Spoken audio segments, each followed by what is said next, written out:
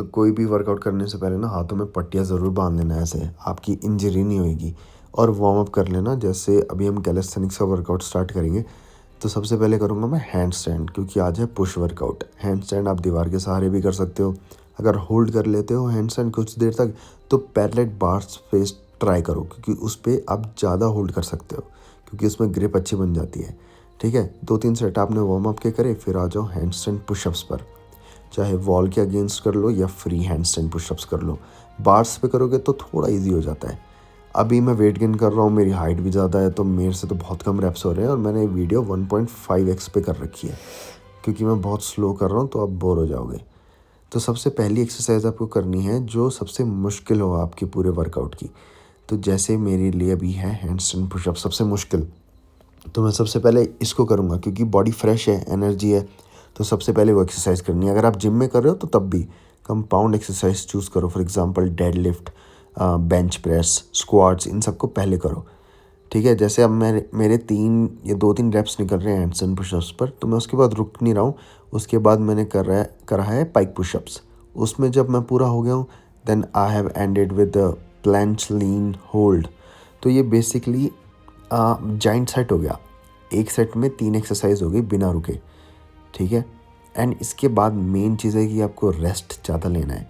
आपको 1 या 2 मिनट का रेस्ट नहीं लेना है, वरना आप अच्छे से परफॉर्म नहीं कर पाओगे। एटलीस्ट 5 मिनट का या 4-5 मिनट का रेस्ट तो कंपलसरी है, क्योंकि एटीपी प्रोडक्शन इसमें बहुत ज़्यादा डिप्लीट होता है। तो हमें एटीपी बनाना है, उसके लिए रेस्ट ज़्यादा चाहिए। तो और ये स्किल बेस्ड ट्रेनिंग भी है, तो स्किल प्लस स्ट्रेंथ, इसमें आपको फ्रीक्वेंसी ज़्यादा ऐड करनी पड़ेगी और रेस्ट भी ज़्यादा लेना पड़ेगा। तो इसमें ना, तो ये वाला वर्कआउट थोड़ा लंबा जाता है। अगर आपके पास टाइम हो ना जिस दिन, उस दिन यही वर्कआउट करा करो जिसके अंदर आपकी स्किल भी आ रही हो।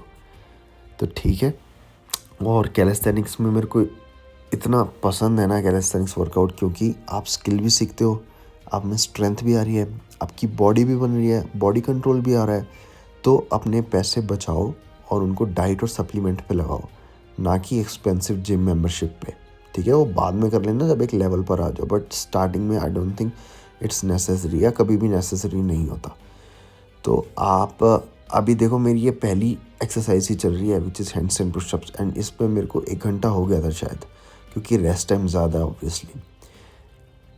तो सबसे पहले आपको मुश्किल एक्सरसाइज चूज़ करनी है, उसके बाद हम दूसरी एक्सरसाइज चूज़ करेंगे। वैसे इसमें मेरी दूसरी भी बहुत मुश्किल थी, जो कि मैंने चूज़ करी थी रिंग डिप्स। वो भी आप आगे आपको दिखाऊंगा। तो सबसे पहले हैंडस्टैंड पुशअप्स अच्छे से आपने कर लिए।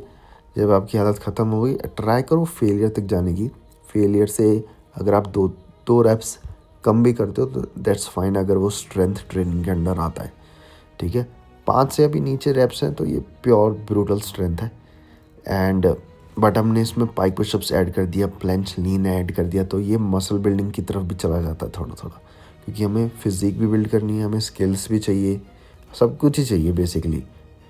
तो और इसके बाद में कार्डियो में सेल्फ डिफेंस का वर्कआउट करता हूँ, मार्शल आर्ट्स का। वो इसमें दिखाया नहीं है मैंने, लेकिन पूरा वर्कआउट अगर आप मेरा देखोगे तो उसमें काफ़ी चीज़ें होती हैं, आर्म रेसलिंग भी होती है। तो ये बेसिकली मेरा लास्ट सेट था हैंडस्टैंड पुशअप्स का। देन इसके बाद I will do ring dips, and ring dips बहुत मुश्किल है। कोई अपने आप में बनता है ना कि मैं इतना वेट मार लेता हूँ, उसको रिंग्स पे चढ़ा दो, उसे पता लग जाएगा। तो रिंग डिप्स मैंने सोचा था कि मैं वेट्स के साथ करूँगा, लेकिन मेरा बॉडी वेट बढ़ता जा रहा है और इतना टफ हो गया ना इस बार करना, तो मैंने बस शर्ट पहनी, और ये शर्ट भी मेरे को बहुत हैवी लग रही थी। तो जो भी चीज़ आपके लिए हैवी हो जाए ना या टफ़ हो जाए, तो इसका मतलब वो आपको इम्प्रूव करेगी। ट्राई करो उसमें ज़्यादा रेप्स निकालने के लिए। अगर आप बॉडी वेट आपसे मुश्किल लग रहा है, या फिर आप ओवर वेट भी हो, तो कैलिस्थेनिक्स आपके लिए परफेक्ट है भाई। आप बहुत अच्छे से प्रोग्रेस करोगे उसमें, क्योंकि आपके पास नेचुरली वेट है जिसका यूज़ आप कर सकते हैं एज रेजिस्टेंस। तो बहुत सही है। एंड इसका फ़ायदा यही है कि बॉडी कंट्रोल बहुत आता है। रिंग्स में इतना टफ होता है क्योंकि आपको बैलेंस बनाना होता है। इसका फ़ायदा बहुत होता है आपके जो छोटे मसल्स होते हैं, खासकर सिट्स मसल्स, जो वार्म अप नहीं करते आधे लोग, तो वो इसमें ट्रेन हो जाते हैं। And if you want personal training with me, direct message me on Instagram. I'll see you in the next video.